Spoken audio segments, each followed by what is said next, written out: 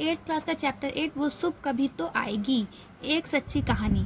ये एक सच्ची कहानी है। अब क्या है, इसको थोड़ा सा जान लेते हैं, उसके बाद हम लोग चैप्टर को शुरू करेंगे। असलियत में भोपाल में 1984 में, ठीक है, दिसंबर 1984 में 2-3 दिसंबर की रात को एक गैस लीक हो गई थी। ठीक है, भोपाल में एक गैस का प्लांट था, पूरा बहुत बड़ी सी फैक्ट्री थी, उसमें से गैस लीक हो गई थी जो बाहर की कंपनी थी। ठीक है, और उसमें से जब गैस लीक हुई तो बहुत सारे जानवर, इंसान सब मर गए थे, और जो कुछ लोग बचे थे वो सब जैसे हैंडीकैप हो गए थे, यानी किसी के हाथ ख़राब हो गए थे, किसी का दिमाग ख़राब हो गया था, इस तरह से।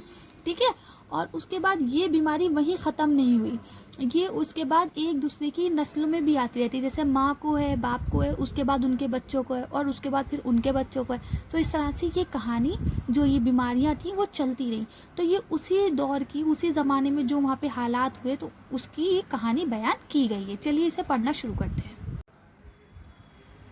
मैं बहुत छोटी थी जब भोपाल में गैस फैली थी। मेरी अम्मी बताती है कि वो मुझे अपने बाजुओं में जकड़कर जहांगीराबाद की तरफ दौड़ी थी। मुझे अच्छी तरह याद है कि मैंने अपना पहला कदम बीमारी की हालत में ही आगे बढ़ाया था, यानी वो शुरू से ही बेचारी बीमार थी। अब भी मैं पूरी तरह ठीक नहीं हो पाई हूँ। बीच में कुछ रोज़ मुझे थोड़े आराम का एहसास हुआ, लेकिन अब फिर वही पुरानी हालत लौट आई है। मेरा गला और आंखें सूज जाती हैं, मेरे चेहरे पर सूजन रहती है, गले के अंदर ही अंदर खून रिसता रहता है। देखो, खून रिसने का मतलब होता है खून बहते रहना। ठीक है, गले के अंदर उसका खून बहता रहता है। मेरी सांस बुरी तरह फूलने लगती है और मैं बेहाल हो जाती हूँ, यानी कि वो जब चलती होगी या कुछ ज़रा सा भी काम करती होगी तो उसको सांस लेने में परेशानी होने लगती होगी।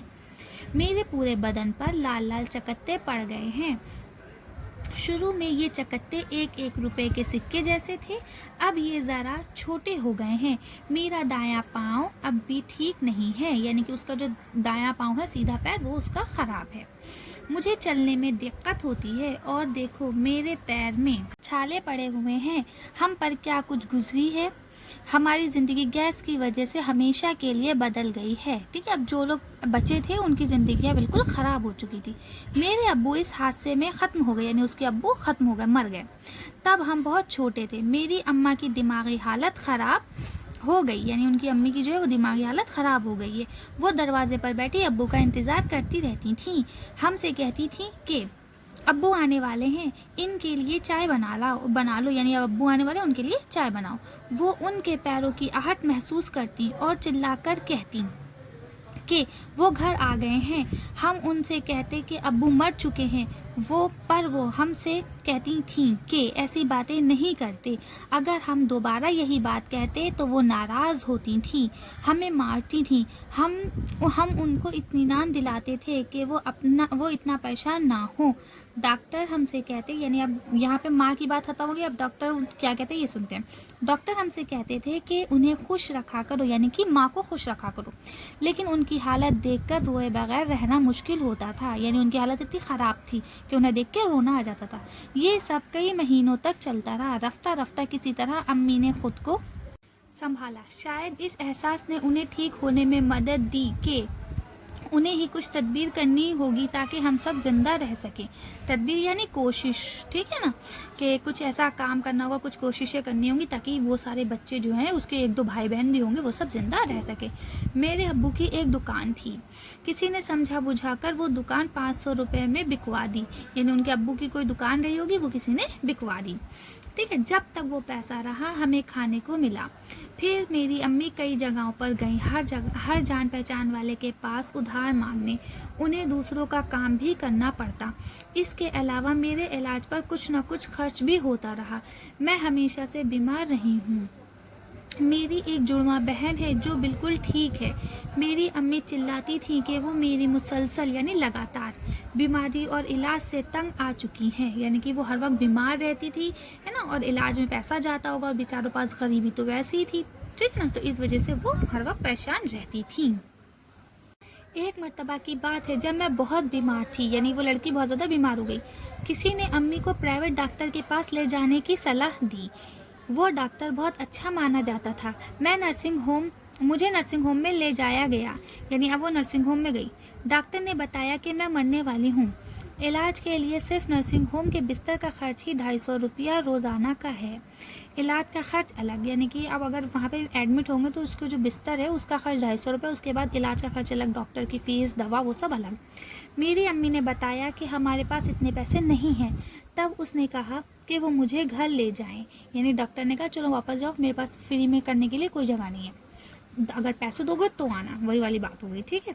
पर वो ना मानी, यानी उसकी अम्मी नहीं मानी। मैं वहीं पड़ी रहती जब तक वो दोपहर को वो वापस ना आती, यानी वो जो दोपहर को वापस आती थी। मुझे नहीं मालूम कि वो पैसा कहाँ से लाती, पर वो मेरे इलाज के लिए कहीं ना कहीं से पैसा ले ही आती। अब मैं आयुर्वेदिक की दवाइयाँ इस्तेमाल कर रही हूँ और इससे मुझे काफ़ी आराम है। मेरे पाँव के छाले सूख रहे हैं, यानी कि सही हो रहे हैं। पसलियों का दर्द चला गया है, चेहरे की सूजन कम हो गई है और सर दर्द, बदन दर्द और गले से खून का रिसना बंद हो गया है। खून का रिसना यानी कि खून का बहना। अब मुझे पहली मर्तबा ऐसा महसूस होता है कि मैं ठीक हो सकती हूँ। मैं जानती हूँ कि अभी हमें बहुत दूर जाना है। मैं बहुत खुश रहती हूँ। मैं अब जीना चाहती हूँ। ठीक है, ये कहानियाँ ख़त्म होती है। अब हम लोग चलते हैं लफ्ज़ मायनों की तरफ, उसके बाद क्वेश्चन आंसर देखेंगे। लफ्ज़ मायने देखते हैं। राहत, आराम या सुकून। तदबीर, कोशिश या कोई तरकीब। रफ्ता रफ्ता, आहिस्ता आहिस्ता। ठीक है, अब लिखा है नीचे लिखे हुए अल्फाज को बुलंद आवाज़ से पढ़िए। ठीक है, तो अब ये नीचे आपको 4 अल्फाज दिए गए, उन्हें बुलंद आवाज़ से यानी तेज़ आवाज़ में पढ़ना है। क्या लिखा है? हादसा, इंतज़ार, खर्च और मर्तबा। ठीक है, तो अभी ये आप सारे ज़ोर से पढ़ेंगे क्लास में। सवाल नंबर 1 है आपका। पहला सवाल क्या है? सलमा की अम्मी उसे बाजुओं में जकड़कर जहांगीराबाद की तरफ क्यों दौड़ी? जवाब, भोपाल में जहरीली गैस रिसने की वजह से, क्योंकि भोपाल में जहरीली गैस छूट गई थी ना, इस वजह से उसकी अम्मी बाजुओं में जकड़कर उसे जहांगीराबाद की तरफ दौड़ी। सवाल नंबर 2, सलमा की अम्मी किस बात पर उससे नाराज़ होती थी? तो सलमा की अम्मी किस बात पर नाराज़ होती थी? क्योंकि सलमा ये कहती थी कि अब्बू मर चुके हैं। ठीक है, इसलिए उसकी अम्मी नाराज़ भी होती थी और उसे मारती भी थी। सलमा की अम्मी दिमागी हालत क्यों ख़राब हो गई थी? अब उनकी अम्मी की दिमागी हालत क्यों ख़राब हो गई थी? जहरीली गैस रिसने की जो हादसा हुआ था उसकी वजह से उनके शोहर का इंतकाल हो गया था, यानी सलमा के पापा का इंतकाल हो गया था। इसी के बाद सलमा की अम्मी की जो दिमागी हालत है वो ख़राब हो गई।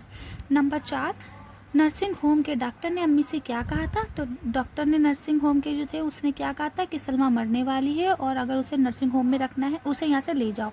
अगर नर्सिंग होम में रखना है तो नर्सिंग होम का खर्चा कितना है? 250 रुपये रोज़ाना का, और इलाज का खर्चा अलग है ना। सवाल नंबर 5, सलमा ने ऐसा क्यों कहा कि अब वो जीना चाहती है? क्यों कहा? क्योंकि हादसे के बाद वो बहुत ज़्यादा बीमार रहने लगी थी और उसने जीने की उम्मीद खो दी थी। ठीक है, लेकिन आयुर्वेदिक दवाइयों के इस्तेमाल से जब उसकी तकलीफ़ दूर होने लगी, उसे आराम होने लगा, तो उसने क्या लगा कि अब मैं जीना चाहती हूँ और उसके अंदर जीने की उम्मीद जाग गई। अब आते हैं खाली जगहों की तरफ। तो पहला क्या है? मेरा गला और आँखें डैश जाती हैं। क्या? सूज। नंबर 2 क्या है? उन्हें दूसरों का डैश भी करना पड़ा। क्या? काम। ठीक है। नंबर 3, हमारे पास इतना डैश नहीं है। क्या? पैसे। 4 क्या है? मेरे पाँव डैश सूख रहे हैं। क्या आएगा? छाले। मेरे पाँव के छाले सूख रहे हैं। 5वां क्या है? मैं अब डैश चाहती हूँ। क्या? जीना। ठीक है, अब आते हैं नीचे नीचे दिए गए लफ्ज़ों को जुमलों में इस्तेमाल करें। अब जो नीचे लफ्ज़ लिखे गए उन्हें जुमलों में इस्तेमाल करना है। नंबर 1 क्या है? बीमारी। तो अब यहाँ लिखा है कैंसर एक जानलेवा बीमारी है। आप इसका कुछ भी बना सकते हैं ना। बीमारी में बहुत तकलीफ़ होती है, या बीमारी में हमें डॉक्टर के पास जाना चाहिए, इस तरह से कुछ भी बना सकते हैं। आराम, डॉक्टर ने मरीज़ को आराम करने की सलाह दी। आप इस तरह से भी लिख सकते हैं, हमें आराम करना चाहिए, आराम करने से सेहत अच्छी होती है, इस तरह से कुछ भी लिख सकते हैं आप। छाले, चलते चलते मेरे पाँव में छाले पड़ गए। तो आप ये भी लिख सकते हैं, इसके अलावा अपनी तरफ से भी बना के लिख सकते हैं। हादसा, ट्रेन हादसे का शिकार होने से बाल बाल बच गई। ठीक है, तो कुछ भी आप बना सकते हैं, जो यहाँ लिखे हैं ये भी आप लिख सकते हैं, लेकिन इसके अलावा बनाने की कोशिश करिए तो ज़्यादा बेहतर रहेगा। इलाज से एहतियात बेहतर है। सूजन, डॉक्टर की दवा से चेहरे की सूजन कम हो गई। ठीक है, तो आज के लिए बस इतना ही। अगर आपको मेरी वीडियो पसंद आई हो तो लाइक और शेयर करें। अगर अभी तक आपने हमारे चैनल को सब्सक्राइब नहीं करा तो हमारे चैनल को सब्सक्राइब करें। Thank you for watching.